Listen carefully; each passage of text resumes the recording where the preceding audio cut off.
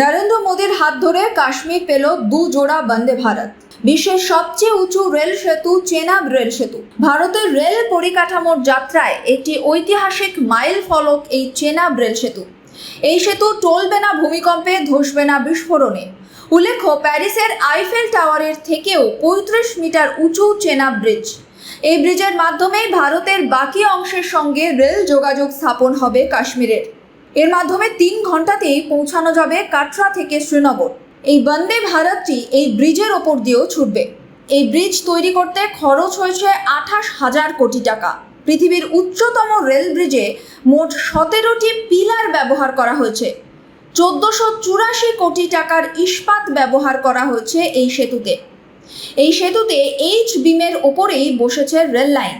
এই বিমগুলো যাচ্ছে কলকাতা থেকে। 1600 মিটার রেল লাইন বসাতে 2500 এইচ বিম যায় কলকাতা থেকে।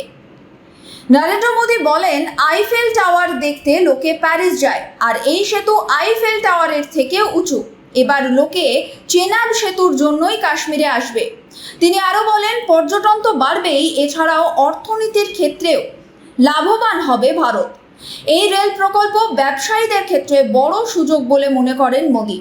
তার কথায়, কাশ্মীরি পণ্য এবার থেকে আরো কম সময়ে এবং সহজে পৌঁছে যাবে দেশের অন্য প্রান্তে। और ये ब्रिज एफिल टावर से भी बहुत ऊंचा है। अब लोग चिनाब ब्रिज के जरिए कश्मीर देखने तो जाएंगे ही, ये ब्रिज भी अपने आप में एक आकर्षक टूरिस्ट डेस्टिनेशन बनेगा। सब लोग सेल्फी पॉइंट पर जाकर के सेल्फी निकालेंगे। हमारा अंजी ब्रिज भी इंजीनियरिंग का बेहतरीन नमूना है। ये भारत का पहला केबल सपोर्टेड रेलवे ब्रिज है। মোদী আরও উদ্বোধন করেন 2টি বন্দে ভারত এক্সপ্রেস। কাশ্মীরের যে অঞ্চল দিয়ে ট্রেন চলাচল করে সেখানে বরফ পড়ে। বন্দে ভারত এক্সপ্রেসগুলোতে এমন অত্যাধুনিক ব্যবস্থা রয়েছে যা তাপমাত্রার পরিবর্তন সহ্য করতে পারে।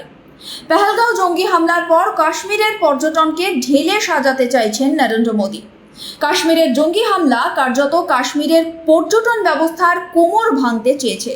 নরেন্দ্র মোদী চাইছেন কাশ্মীরের পর্যটন যেন আবার ঘুরে দাঁড়ায় এবং গোটা বিশ্বের কাছে অন্যতম আকর্ষণের বস্তু হয়ে ওঠে। Bureau report, sky news Bangla.